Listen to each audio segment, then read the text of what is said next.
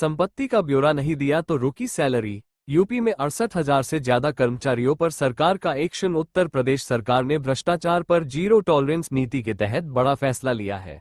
मानव संपदा पोर्टल पर चल अचल संपत्ति का ब्यौरा अपलोड नहीं करने वाले 68,000 से ज्यादा राज्यकर्मियों का वेतन रोका गया है।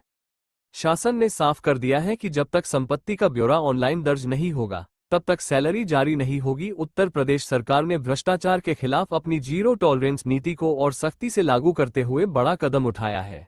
मानव संपदा पोर्टल पर अपनी चल अचल संपत्ति का ब्यौरा अपलोड न करने वाले 68,236 राज्यकर्मियों का वेतन रोक दिया गया है। सरकार ने साफ कहा है कि जब तक कर्मचारी अपनी संपत्ति का ब्यौरा ऑनलाइन दर्ज नहीं करेंगे तब तक वेतन जारी नहीं किया जाएगा। मुख्य सचिव एसपी गोयल की ओर से पहले ही सभी विभागों को निर्देश जारी किए गए थे कि 31 जनवरी तक सभी अधिकारी और कर्मचारी मानव संपदा पोर्टल पर अपनी संपत्ति की डिटेल अपलोड करें। इसके बावजूद बड़ी संख्या में कर्मचारियों ने निर्देशों का पालन नहीं किया। अब शासन ने इसे गंभीर लापरवाही मानते हुए वेतन पर रोक लगा दी है। सरकारी आंकड़ों के मुताबिक संपत्ति विवरण न देने वालों में सभी कैटेगरी के कर्मचारी शामिल हैं।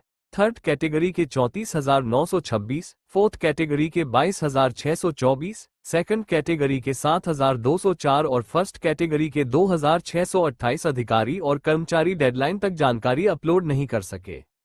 इससे साफ है कि लापरवाही केवल निचले स्तर तक सीमित नहीं रही। लोक निर्माण विभाग, राजस्व, शिक्षा, स्वास्थ्य, समाज कल्याण और अन्य बड़े विभागों के कर्मचारियों के नाम भी सूची में शामिल है।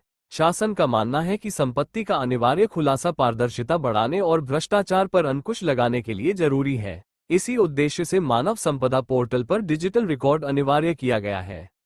सरकार ने ये भी स्पष्ट किया है कि केवल वेतन रोकना ही अंतिम कदम नहीं है।